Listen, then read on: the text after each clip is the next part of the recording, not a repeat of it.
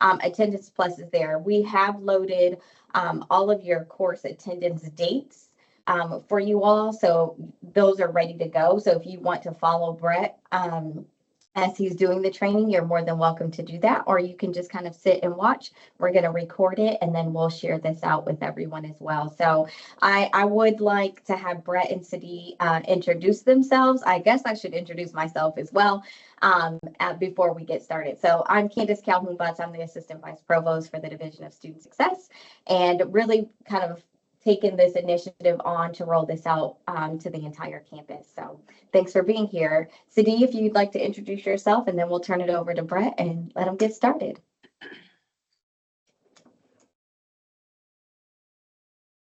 Can you hear me now? Yes. Yes. Hello, good morning, everyone. My name is Sati, and I work as a product manager with the Division of Student Success, and I am the point of contact for the Attendance Plus as well. Brett? Awesome, thanks so much. My name's Brett Sellers with aPlus Attendance. I'm the primary point of contact, so any kind of questions you have that can't be answered internally will generally come to me as well. So you may see my name on some emails, and I'll be taking you through the instructor faculty training today, and we'll also dive into a little bit about what the students will see from various aspects of the system as well. And if there's nothing else, I can go ahead and get started. That'd be great. Thank you so much for being here, Brett. He is definitely an expert in the system and can answer lots of questions. So we appreciate you being here. Absolutely. So thank you all for joining. Go ahead and share my screen.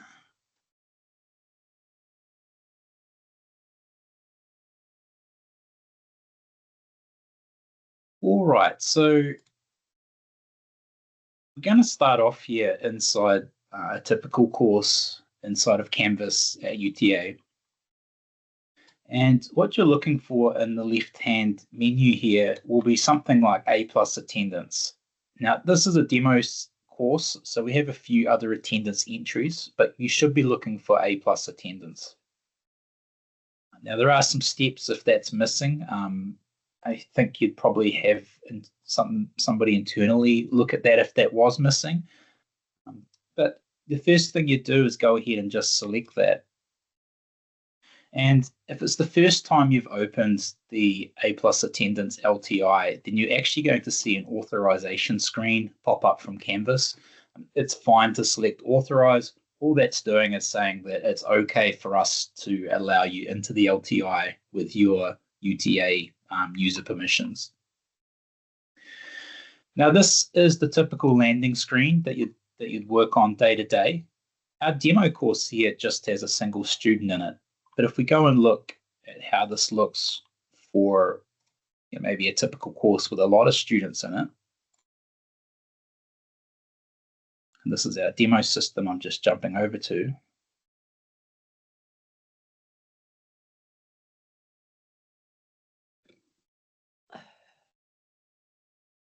So this is how it may typically look if you are coming in with a lot of different students and a lot of sessions already loaded. Now, as Candace mentioned earlier, these dates and times, they've been preloaded in from your SIS system. So there should already be a schedule in there. And a good way to see an overview of the schedule is to go ahead and select the sessions link at the top here. And this will reflect your calendar in more detail. Now, again, we have very limited information in this demo course. I jump across to our test system here and click on that. You can see we have a good reflection of the course schedule. That's really the first thing you check, is that your course schedule looks correct. And if it does, then you're really set to already start going to record attendance. So if I click on today up here, that's going to bring me to the current week. Now, for a course that just has a single course section in it, this is all you'd need to do. All you'd need to do is come in, you're already ready to go ahead and start recording attendance, so you can go ahead and select the column header. And this is a gotcha.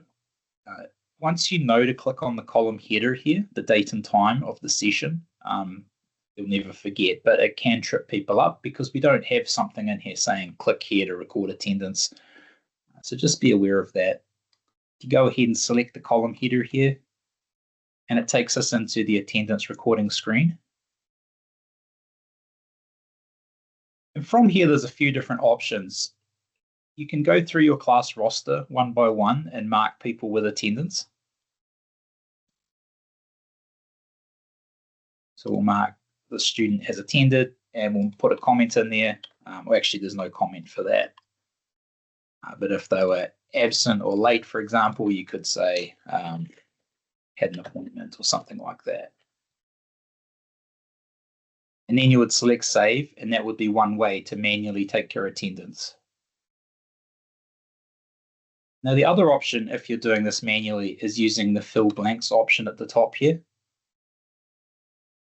And the reason that this is really helpful, I'm going to jump over to our demo system here again, is if you can see that all of your class is there and you don't want to go through each student individually, and just go ahead and use the fill blanks option at the top. So we could mark everybody as attended and then potentially work backwards. So we could say that Jillian actually is sick today, Susan's missing, no explanation. And just bear in mind that our demo system here, the attendance statuses are a little different to what you'd see in your system. So this fill blanks option can be a very speedy way to manually take attendance, or at least as a starting point. If some systems out there mark everybody as attended by default, this is another way of doing that just manually, very quickly with a couple of clicks. So once you've got the students marked, go ahead and select save, and that's your manual attendance collected. The other option is using student self-registration codes. So let me just clear this out. So at the top of the screen here, you'll notice there's this codes link. Now the goal here is so that if you are using this option, you do not need to navigate to specific sessions or click around the system. You simply open aPlus Attendance and select codes. And a little bit of background here, excuse me, this allows you to give something to the students that the students then use to register their own attendance. There's a variety of options here. Some of them are very easy to facilitate from the faculty instructor view, but somewhat open to fraud. And then there's some that are a little bit more of a burden, but very difficult for the students to be fraudulent with. So I'll show you the two extremes here. The first one is a static code. And this means that for each session, let me go ahead and just create some more sessions here quickly.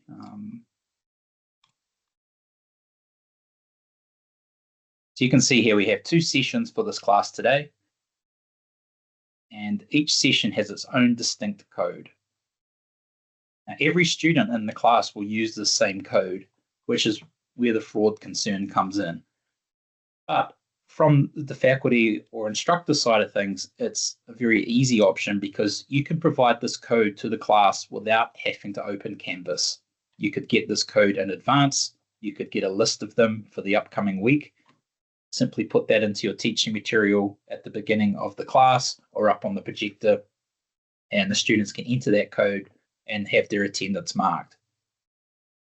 So not having to open Canvas or put Canvas or this up on the projector, is really streamlines things from that attendance collection standpoint.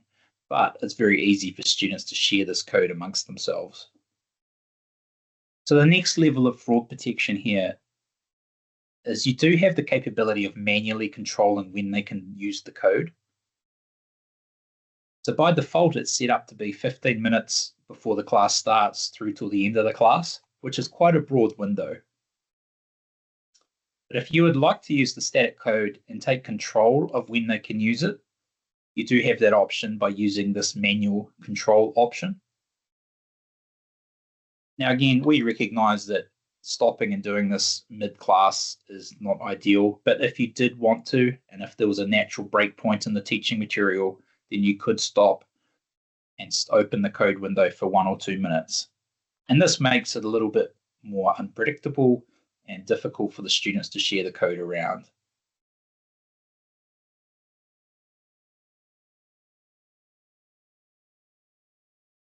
So those are the two most common options. You can also set your own custom time window in advance.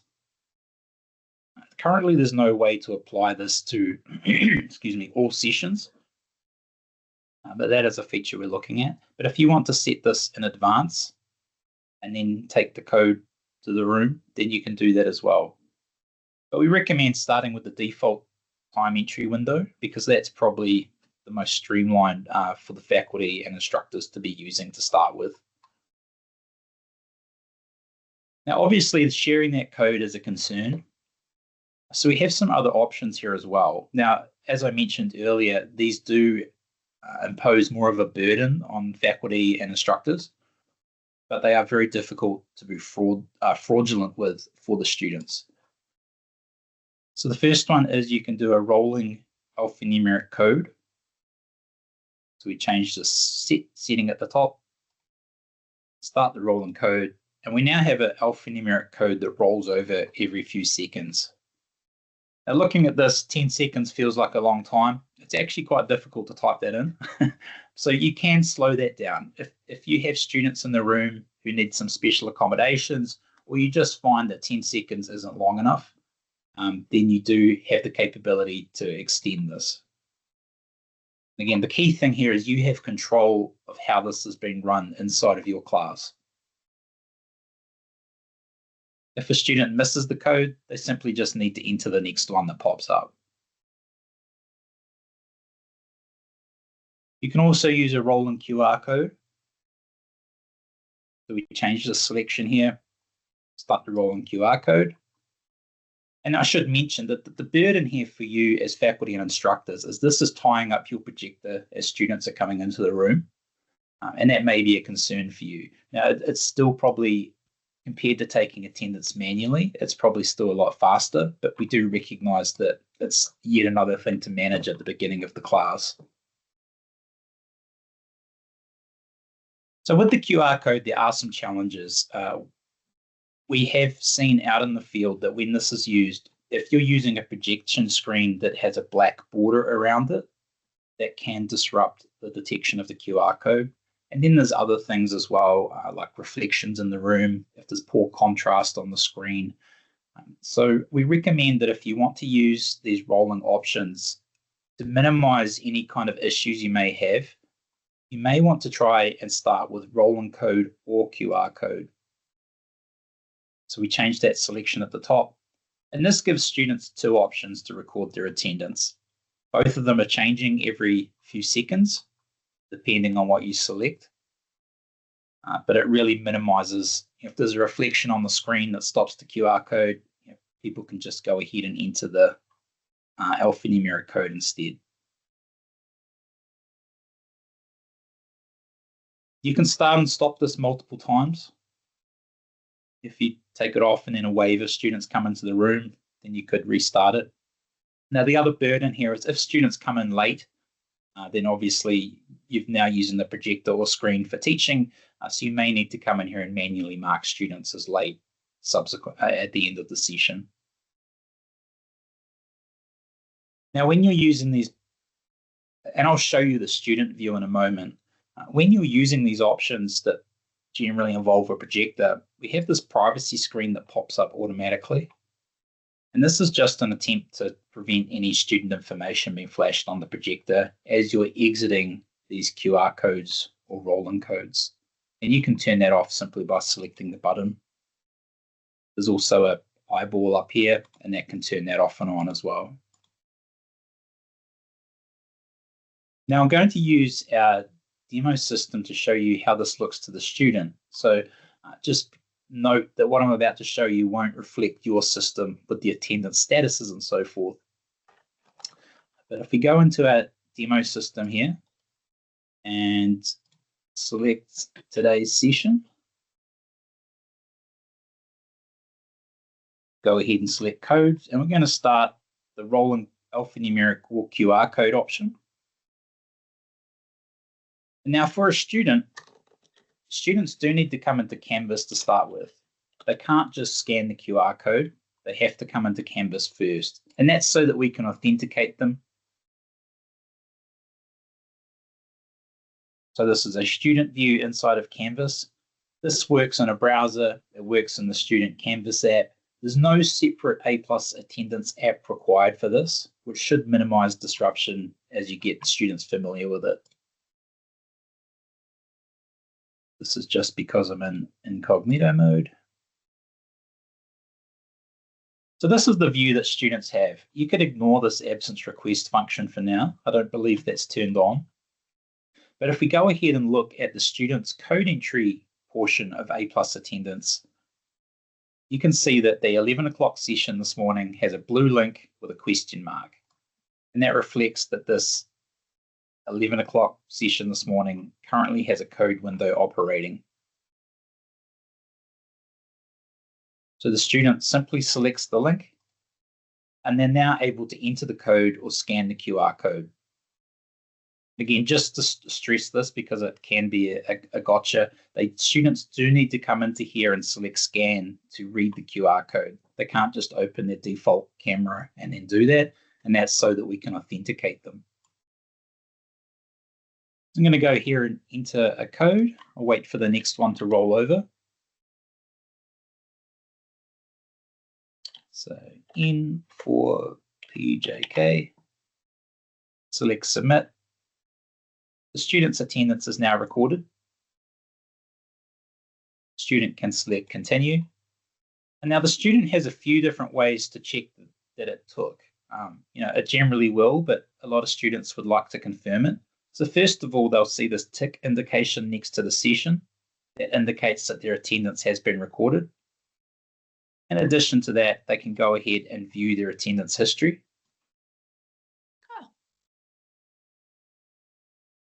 So if we scroll down to the bottom today, we can see that attended code has been registered. You'll see this duration and comment. This is not activated in your system, so we're going to ignore that for now. Now back to the faculty or instructor view, if we stop this code, close the code window, take it off the projector, and go ahead and open this session, we'll see that Matthew, the student that I just impersonated, has registered his own attendance. Now at the end of the session, the system can automatically mark everybody else as absent. Let me just confirm that that is the case before I put that into the recording as definite.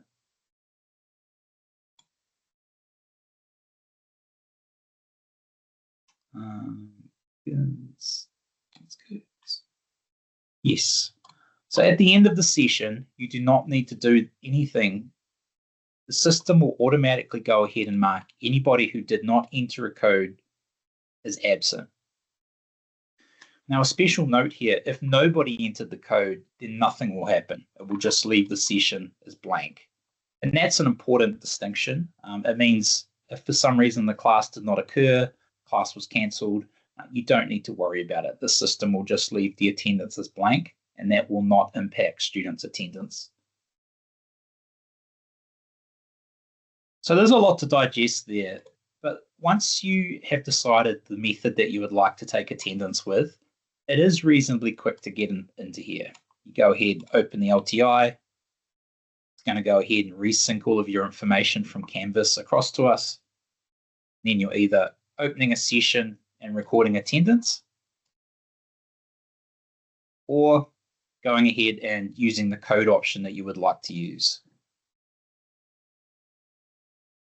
And that there is all you'd need to do other than managing this up onto the projector or screen. This would be all you need to do in order for your class to be able to record their attendance.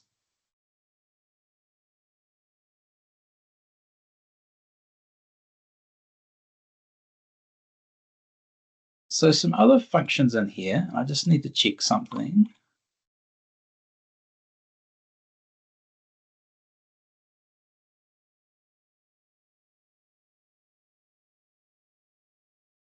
So if your class just has a single Canvas course section in it, there's nothing else that you need to manage with respect to recording attendance.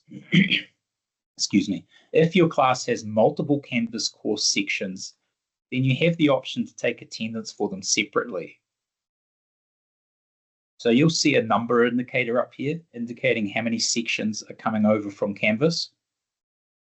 And generally sections may meet at different times in different places, so you do need to take that attendance separately.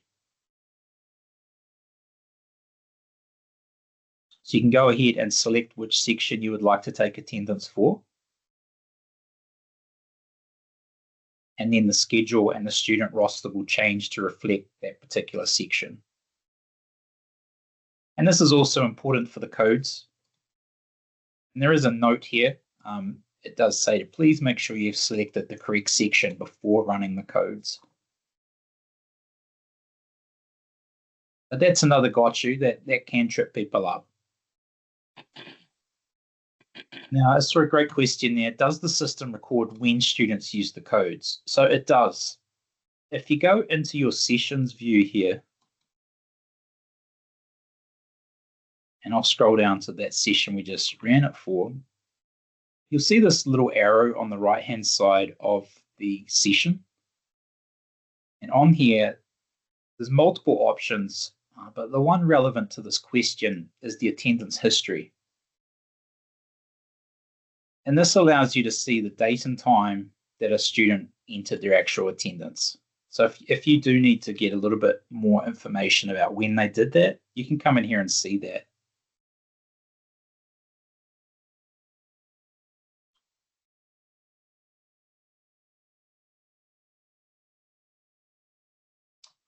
And then you can see this one here as well, there was more modifications. So anytime a change is made to a student's attendance, there will be an entry in here.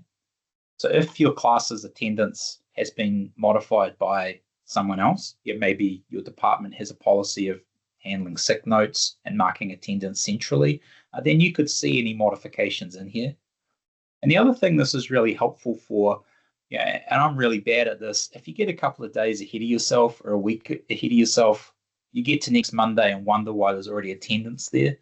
This can help you untangle that. It could be somehow attendance got entered a week ahead of the actual date, for example. But to give you a detailed view here of a session with more information in it, if I jump back over to our demo system, and we'll go to today's session.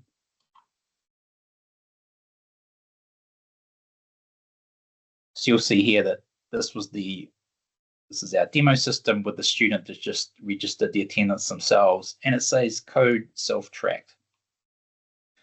We have the option of recording the IP address. I don't believe that's on at UTA, so you can ignore that.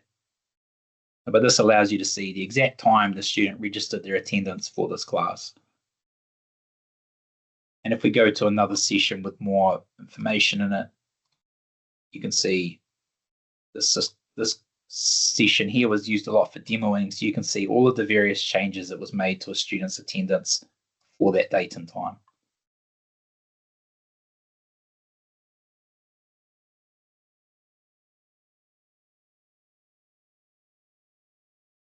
So some other features you have here, in addition to recording attendance, one of them is you can run reports. So on this reports link here, you have some course level reporting. The first one being a simple digest of how many attendance statuses the student has accrued. And over on the right, you have a total of how that student's attendance is looking. It's worth noting that you don't need to dive into the reports to see that. If we go back to the attendance collection screen here, you have a running total on that screen as well. So at a glance, you can see which students have the best or worst attendance. Back to the reporting, we also have date of first and last attended, attendance by date, if that's of interest. And this gives you the capability to modify the actual columns.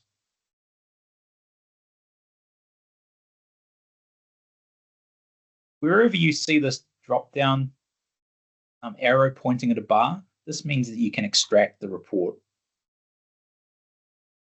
So if you have some sort of procedure where you're tracking last date of attendance internally at course level or by department, then you could come in here, run that report, and then simply extract it to Excel.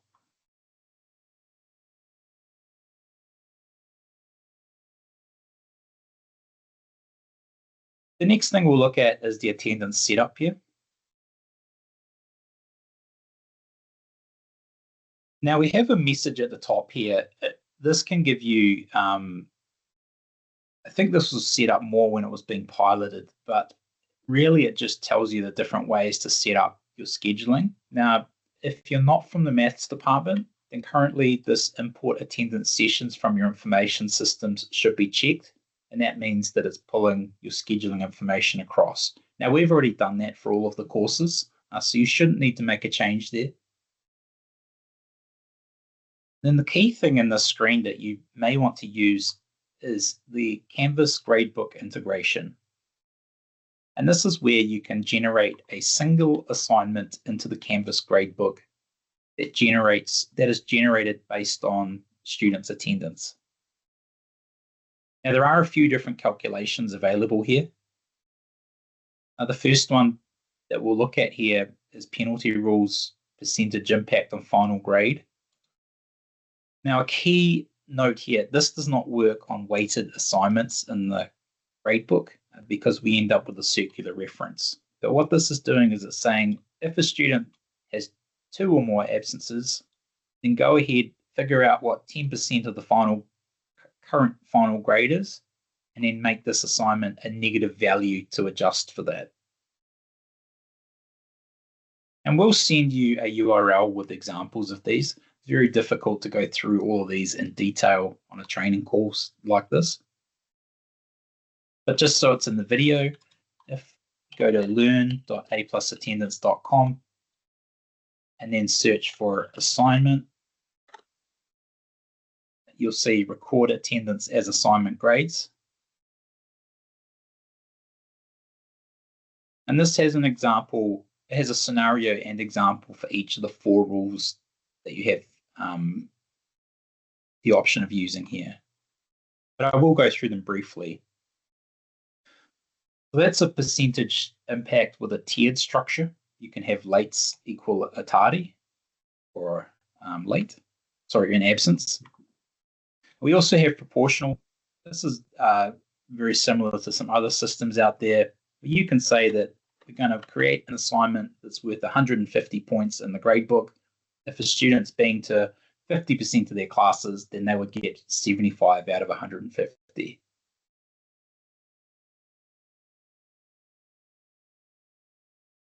We also have a tiered penalty structure for an assignment points option. So we could say a student gets 150 points for attendance, but once they miss 3 classes, we're actually going to start deducting those points after 4 and so on. Now this is manual. There's no repeating option here.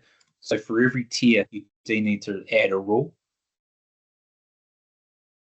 And that's a design decision. It just makes it easier to manage, but we realize it does cause a little bit of extra clicking and manual input. And then the final option is this accruing.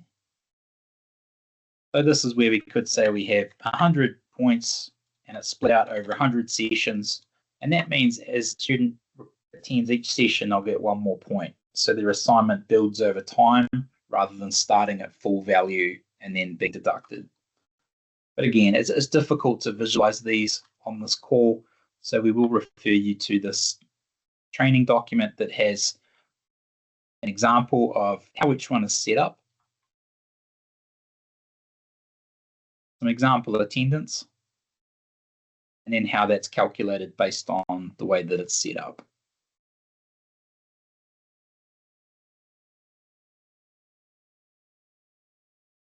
The other option you have here is the select additional instructor users. Actually, and let me take a step back here. You can turn this off and on at will. So you may decide not to turn this on at the start of the class. You don't need to don't feel like you need to have the assignment integration set up in order to go ahead and start taking attendance. You can come in here later on and turn that on. You could wait till the end of the semester. It's really up to you, but it's not a prerequisite in order to start recording attendance. The other option here is select additional instructor users. If you have any users in your course who are TAs or a role based on a Canvas TA, you have the option of giving them access to record attendance on your behalf. There'll be a list of checkboxes here with those users' names, and you can go ahead and select that.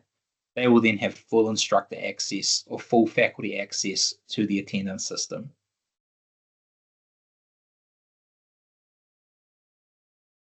And that's really all there is to it.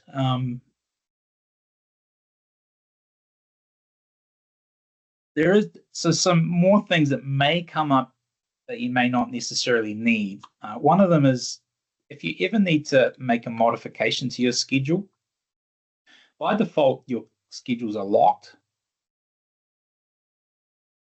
But if you find that you need to make an adjustment to the schedule, that can be unlocked. And then you can make a change, either by going edit session or simply dragging and dropping. You will see a message about detaching. Again, we'd refer you to a training guide that gives you more information on that. It's a fairly unique situation. It's more just to be aware that that can be done if needed. And that's really all there is to the system. It's fairly straightforward. Again, all you need to do to really start taking attendance is select these column headers or run the codes, and then the students would need to know where to go as well. But City, is there anything that I've missed or any other parts of the system that I should show that I may have forgotten?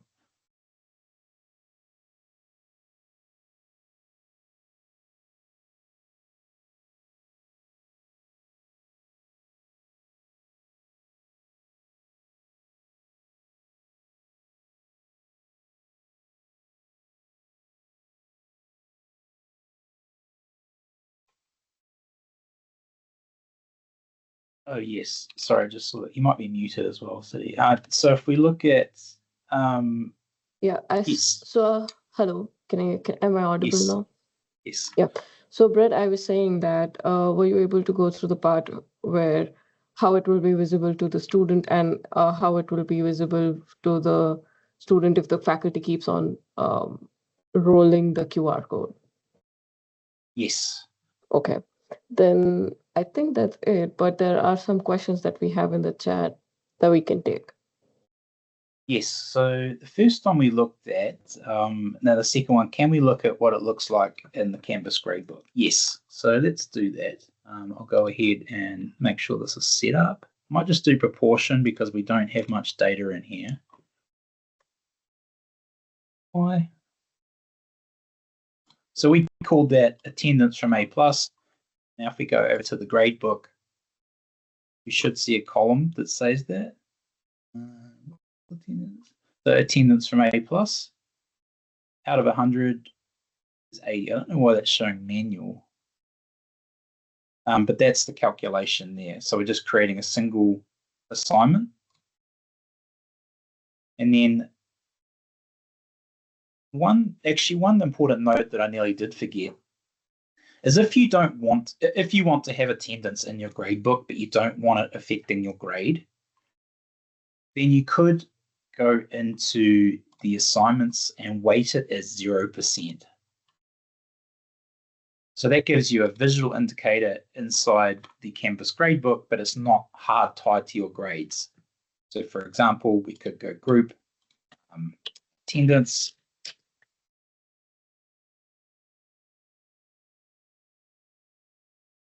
Edit. I know there's a way to weight these. I'm not super familiar with Canvas assignment groups weights. Anyway, so you would weight this as 0%, and then you could drag the attendance assignment into that, and that means that your gradebook won't be affected by the attendance assignment, but it gives you that column in the gradebook as a reference point.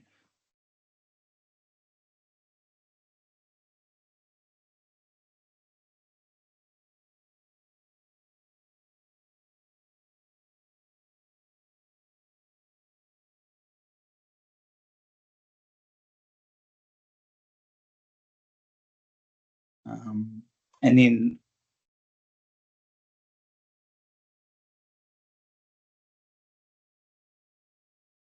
so Austin, Erin, that's a good question. If you wanted to start using this now as an experiment, you shouldn't need to adjust your existing sessions.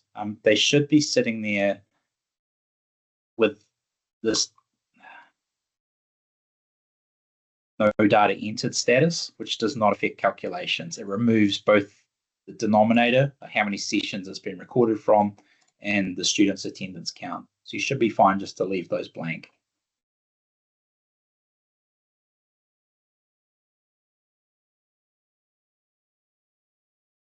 Brett, Yes. I'm sorry if this was answered already, but Dr. Karen had a question. If the system records when a student signs in. Yes, so if you go to the sessions view up here, you can go to the specific session you're interested in and go attendance history, and it's going to show you the dates and times that every change was made. So for a student, if we go and look at the one I demoed here, you'll see the date and time. So at 10:18 Central, not a user, which means code self-tracked by the student. So you can see the exact date and time that occurred.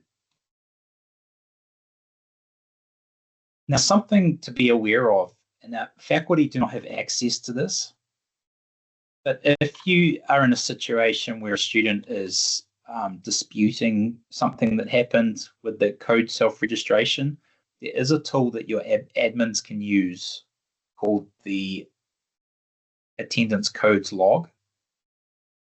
And again, this is just to be aware of that this exists. And what this allows your admins to do is go ahead and look up a student. Oh, actually, let me get to my demo system.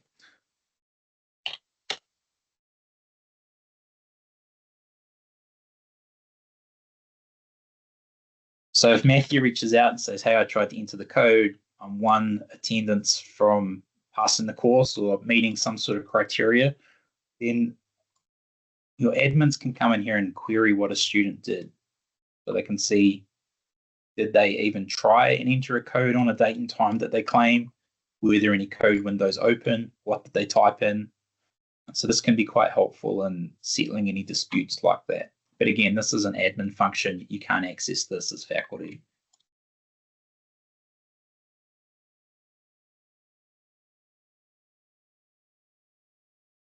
And then I'll just reiterate the student view. The students have this option, just timed out. We're always tripping over security. So again, this is the student view inside of Canvas. They can do it in the Student Canvas app. But they'll open aPlus attendance and they can either enter a code. They can see their attendance totals for course and section if you're using sections. And then they can also expand this and see what they were given on a certain date and time. In your system, the duration and the comments are turned off, so you can just ignore those, but students can see how their attendance was recorded.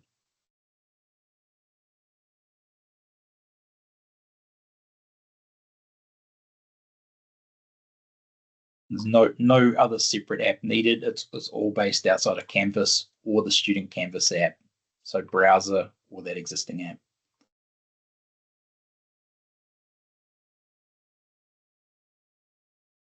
A good question there. If you have a 100% attendance requirement and a student is chronically late, yes. So you do have the option of using, so let me get back.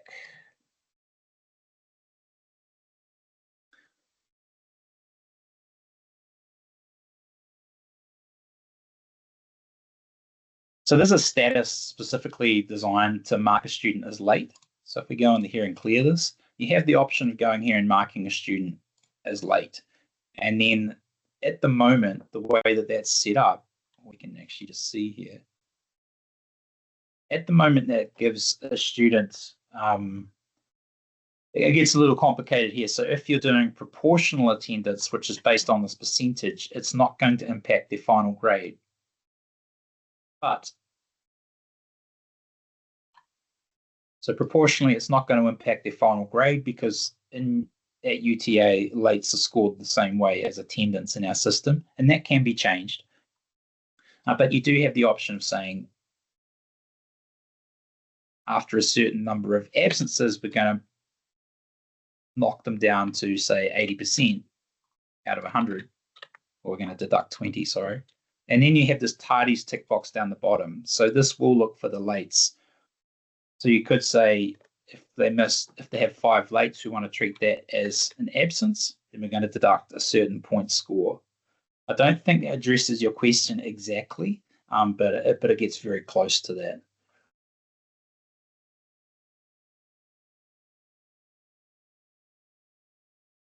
And the other option is, of course, that you could have the attendance, the gradebook assignment and Canvas weighted as 0%, and you could also make adjustments later on.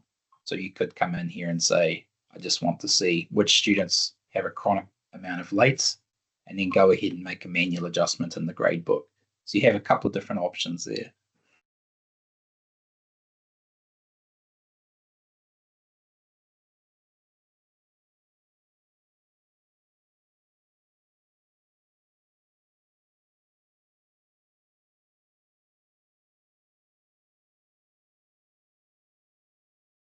Are there any other questions or any other areas you'd like me to revisit?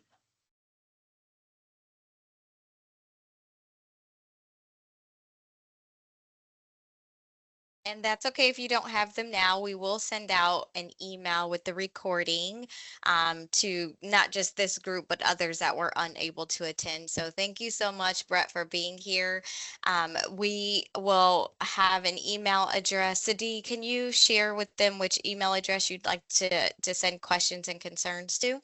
And we can address them. Absolutely. So generally, it would be support@aplusattendance.com, and I'll send that over an email afterwards as well. Oh, Brett, I'm sorry. I was referring to Sadi. We have an Okay. internal. Yes, perfect. That's okay. No worries. You're always so helpful. I appreciate that. But Sadi will send our internal email. We just don't want you to be bombarded by some of the same questions, Brett.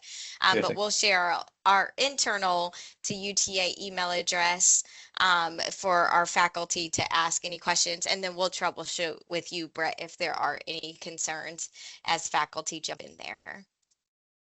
Wonderful. So we just had 2 more questions, Brett, in the chat. Yes. So we can send the guide on how the calculations work. It's very difficult to go over them in here because I don't have the scenarios to kind of demo it properly. Towards that 6%. The 6% penalty for missing classes, you could use the impact on final grade for that. You'd need to figure out what your threshold is, but say if they missed 1 class, then they lose 6%. If they missed 2 classes, they miss 12%, and so on. Again, we realize it's a burden to write these out manually, but it just gives people the most control. And I guess you could keep going all the way to 100%. And then the other option, are there tutorials for each of these steps? So yes, we do have the Learn guide here. Now, this is learn.aplusattendance.com. Now we have sent, and we will resend, there's a curated list of the options that have been turned on for UTA. So one of the issues we have with the support guides for our system is we need to cover all of the permutations for how it can be used. So it can mean that you may come into here and you may see things that aren't really relevant to how the system's being used. For example, the LTIs should already be turned on for your courses, so you wouldn't need to follow this step. So we'll send over the curated list. I think I have it in an email somewhere of the relevant options. And then, yes, you can come in here and it will tell you how to use the QR codes, how to run an attendance report, and so on. So we'll send those across.